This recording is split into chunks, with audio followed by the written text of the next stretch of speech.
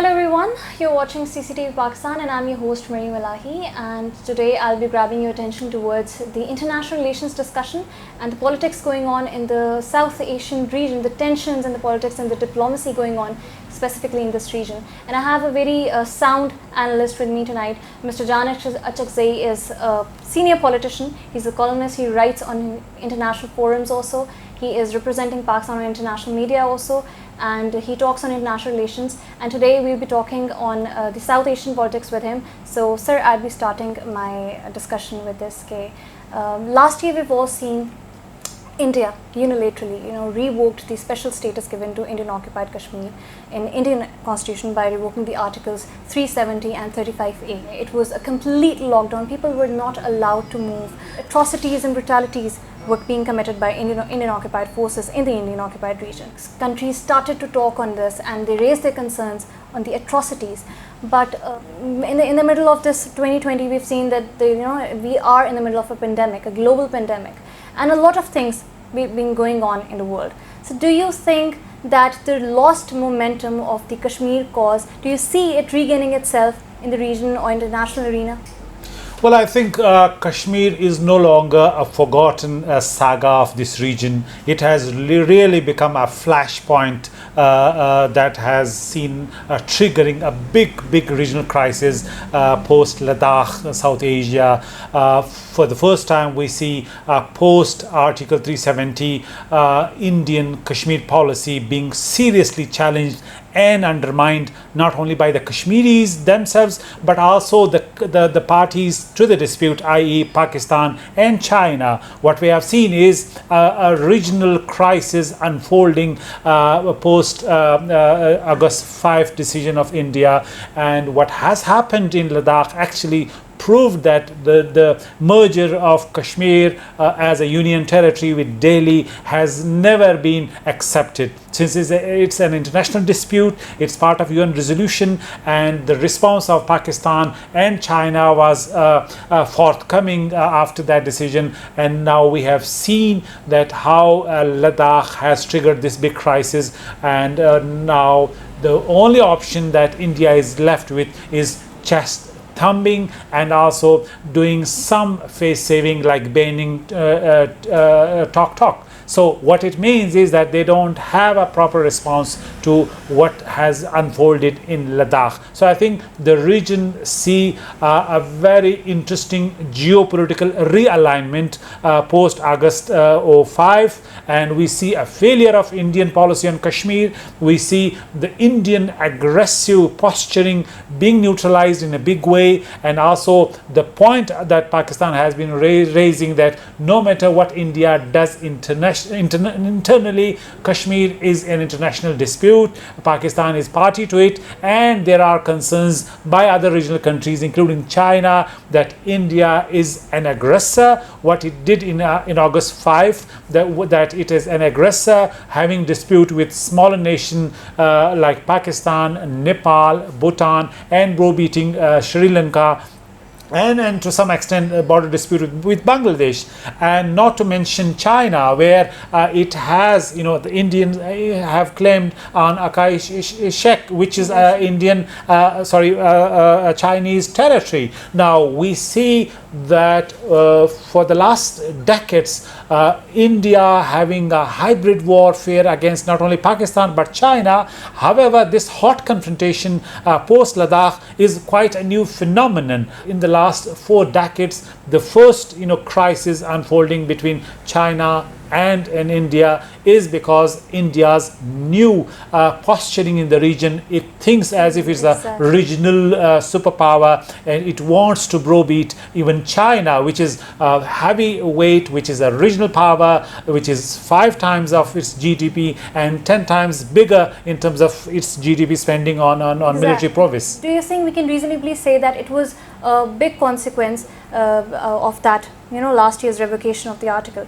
And the violence we have seen on that border, it was not seen in the last 45 years between the two countries, India and China, and they are now into it, and India is not going to show that much aggression on the military front because it cannot afford to actually confront a military so supreme than its own army. And other than that, we've seen that China, on the other hand, is not going to retract from its policy, it's not going to withdraw. Where do you see the region going? Because Pakistan, on the other hand, we've always seen India's policy, it's a major element of their policy. Whenever there's something, there's some internal shortcomings or anything going wrong with Modi's government, they try to start diversionary wars with Pakistan to mobilize their public aggression, public sentiments towards Pakistan. Do you think the region getting into another big military confrontation between these three countries? I think there was already a military standoff. I think there was a nuclear flashpoint, i.e. Kashmir, embroiling Pakistan and India. We already seen huge tension between India and Nepal and other countries in recent past. But this confrontation between China and India is big. China never accepted August 5 decision of India. Strategically, China never accepted that. Tactically, when they saw that Indian border positions are being changed, they were into the big infrastructure which was practically threatening the Chinese alignment and understanding of the gray area, which is what they call LAC. That was a threat at tactical level as well. So this is why what Ladakh has seen is basically the Chinese strategic intent not to allow any Indian penetration deep into Golan Valley, and through that what Chinese believe as their territory. So I think what we have seen is that the purpose of Beijing was very clear. A, 5 August decision is not acceptable. B, the tactical maneuvering by the Indian forces on the ground, i.e. along LSC after Doklam standoff, was not acceptable to China as well. Now what that foresee for us is a new reordering of geopolitical order this region. What that means is that India simply cannot get away with realigning, redrawing the maps, the disputes, the borders with the regional countries, particularly in this case China. And China and Pakistan on the same page. So I think the crisis has already sent a message that India simply cannot get away with its strategic gains. What it thought it already secured it, locked it, and put it in their closet. Post-revocation of Article 370 and 35A, India has been very vocal on this fact that we are going to attack Gilgit-Baltistan, we are going to capture Gilgit-Baltistan, and Gilgit-Baltistan, given that it is a very prioritized area for CPEC. It has those special, it is one of those places which is also in those special economic zones we have already prioritized. Do you think that China's aggression is also backed with this reason, that it cannot allow any misadventure on part of India, in wherever CPEC is involved? Do you see that? Well, I think yes, CPEC is a convergence between Pakistan and China. It's a flagship project of BRI. BRI, One Belt One Road, project is simply the new Chinese leadership vision to connect the less developed world through this road, through silk, through oceans, and through space. So I think the Chinese will never allow any force to disrupt the momentum of BRI, i.e. in this case CPEC. So I think Pakistan and China converge on this point. Having said that, Pakistan is good enough. It does not need any operability. It does not need any Chinese help to secure its territory, to defend GB, Gilgit-Baltistan, from any Indian design. Pakistan has proved its mettle against India in February when they undertook this aggression through Indian Air Force. Allow me to add something. Pakistan has been claiming that India was violating the line of control. Ceasefire violations have been committed by India on and off, and this year, particularly 2020, till now India has been violating this for like 1595 something times. And given that Pakistan was very good in that approach of retaliation, and Pakistan's been giving befitting response to India, I agree to that word. Well, absolutely. Pakistan has tried to secure its borders. It has kept it's restrained, yet it responded very well. It has wiped out the proxy warfare that is going on, in part of Balochistan and Sindh. It has neutralized the digital media, the propaganda warfare by India. Pakistan has also highlighted the hypocrisy of the United States of America, vis-a-vis India, supporting, spurring Indian role, and also condoning its aggressive posturing in South Asia vis-a-vis Pakistan in particular.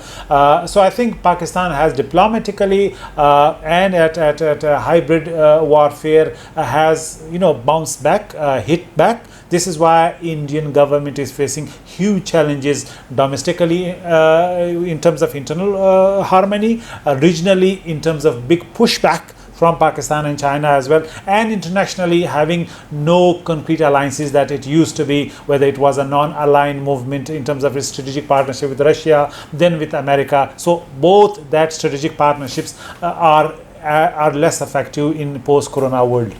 So coming back to Pakistan's jugular vein, which is Kashmir, we are not going to compromise on that region because that is ours, and it is very evident from everything that has taken place in the past, the United Nations resolutions and everything. Kashmir, given that the last in the last couple of days we've seen that a 63 years old man was killed while he was out with his toddler grandson, and it was yet another incident. But this was not the first time India has been committing such brutalities on and off every day in Kashmir.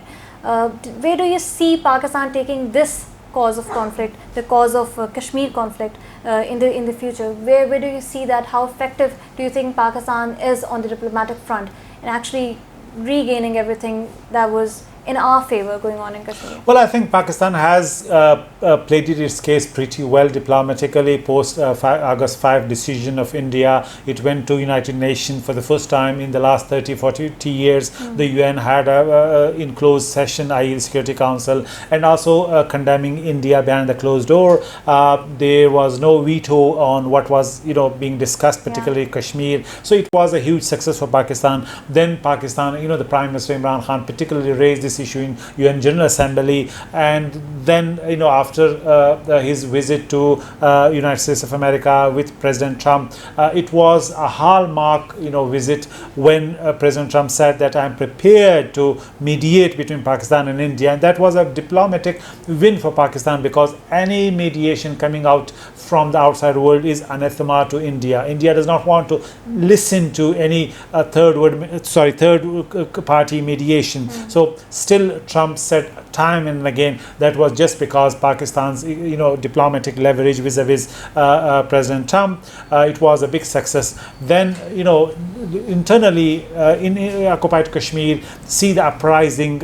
We have seen a series of martyrs challenging the Indian might, more than 1 million Indian troops on the ground, and the killing field. Kashmir has become a killing field for the Indian troops. Remember, 20 soldiers were killed by the freedom fighters in just 2 days, and that's going on. So it's becoming another Palestinian region, if you like, in terms of sacrifices of the Kashmir. So Pakistan's diplomatic, Pakistan's political case is very effective. Yes, it leaves much to be desired in many ways. However, there is always room for improvement, as we say. But Pakistan is winning. Its India policy, its Kashmir policy is getting huge traction with the UN and international community at large. And now, post Ladakh, Kashmir is very much focus of the world. This region that India really wanted to focus for good reason is attracting attention for the wrong reason. That is a disputed region between three nations, bringing them to a flashpoint where anything can happen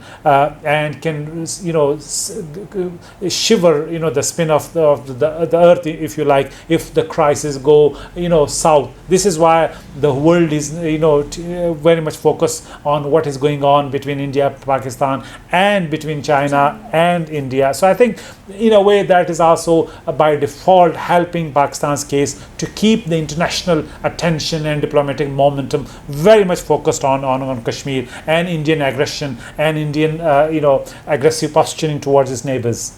So I would like to have your comment on your experience with the Indian media, which is very good at befooling its nation, and it's always very much kind of shouting that India has it was an and the suddenness of the decision that India has banned TikTok and 59 other applications by China, how do you find that, sorry to say, a kind of stupid Indian media? How do you feel? Well, I think it's a disgrace for the Indian government, for the India as a country, that it has not find a suitable way to express, its outrage, its feelings towards, the humiliation it suffered in Ladakh. So despite the chest thumping and everything, what he did was, just banning, the TikTok. So I think that is a humiliation by any stretch of imagination. The Indian media simply, when it comes to Pakistan, they become gung-ho, but it is a mere propaganda what they do against. Nobody believes them. Whatever they are saying is just a